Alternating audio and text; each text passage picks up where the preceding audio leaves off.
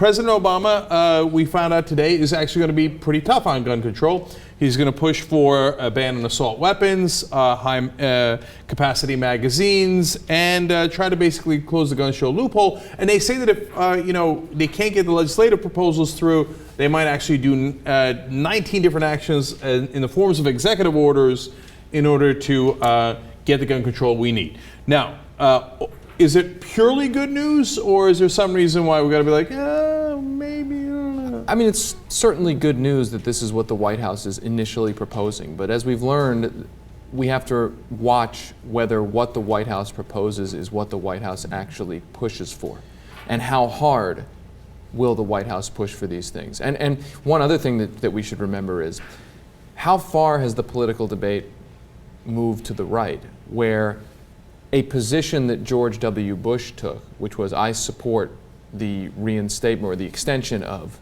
the assault weapons ban, has now become something that is seen as controversial.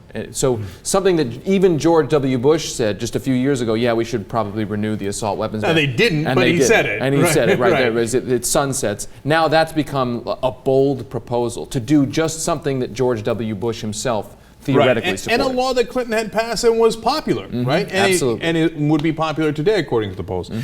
Here's the really bad news. I want to go to video number 5 here. It's Harry Reid, and there's a lot he's saying in a short period of time here. Listen to this. In the Senate, we're going to do what we think can get through the House. And I'm not going to be going through a bunch of these gyrations just to say we've done something.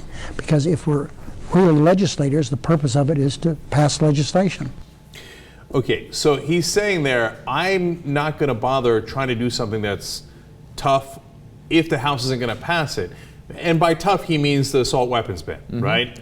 So isn't that him signaling, we're not going to do it? I don't think I've got the Democratic senators lined up for that vote. One way to interpret what Harry Reid just said, the logic seems to be that if John Boehner doesn't want something, then we're not even going to try to pass it. In other words, that would be a gyration. That would be a gyration. I'm only going to do what we think we can get through the House. And so, in a certain sense, he's kind of abdicating his responsibility to be, he's talking about being a legislator, to be an independent thinking legislator. What he's really saying is, well, whatever the other House wants to do is the only thing that we will consider. And let's keep it real here. That's our job here, right? So, which is he doesn't say that in many other fields, right? Exactly. And he presses forward with his agenda. Basically, what he's saying here is, immediately before we even start the discussion, I surrender. Absolutely, yeah, absolutely. That John Boehner has veto power, and the Republicans in the House have veto power over what we will even consider debating in the U.S. Senate. Now, to be fair to Harry Reid and President Obama, Harry Reid must have done at least some sort of vote count in his head, et cetera, in terms of his own Democratic caucus. And what he's realizing is a lot of these Democrats are going to vote with the Republicans, and we're not going to get that assault weapons ban. And now President Obama is not unaware of that.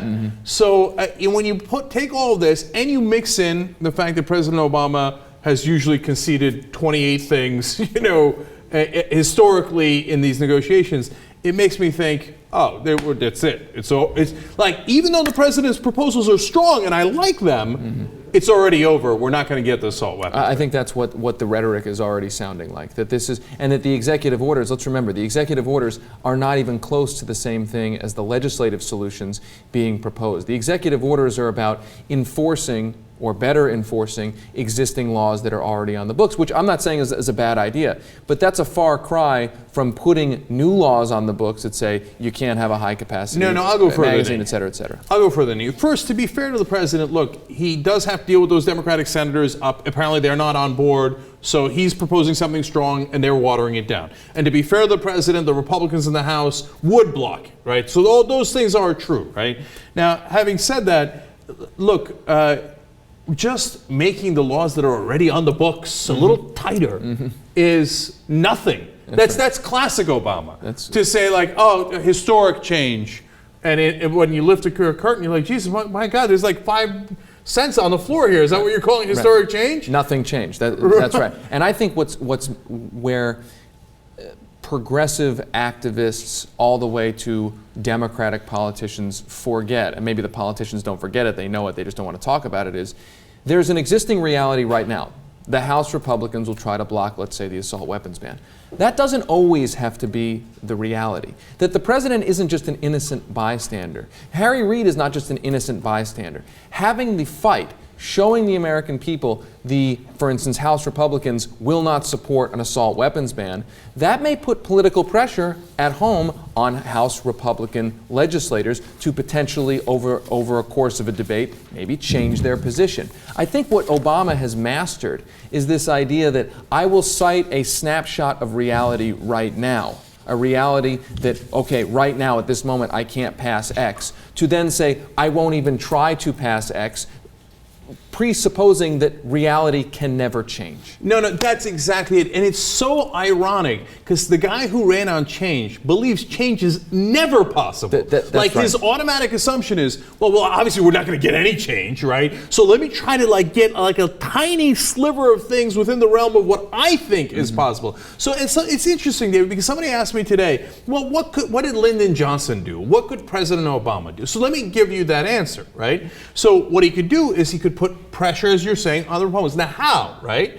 So you go to moderate areas where Republicans have won, so their most vulnerable seats, and you say, here's what I'm going to do. I'm going to eliminate you, okay? I'm going to put all my time and pressure and resources into these districts, and you are going to go home. You can be a lobbyist for the fertilizer industry or whatever you like, but you're going home, son. That's right. Okay, that's politics, okay? And now, a lot of people will say, Democratic apologists will say, oh, but you can't, oh, no. Well, wait a minute, why can't you? Let me show you the polls.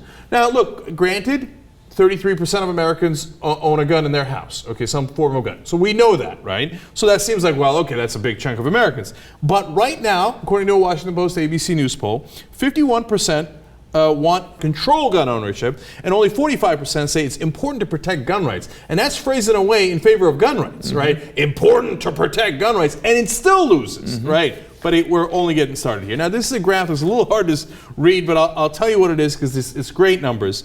Background checks for private and gun show sales, that's the gun show loophole. 85% say close it. It's a giant win.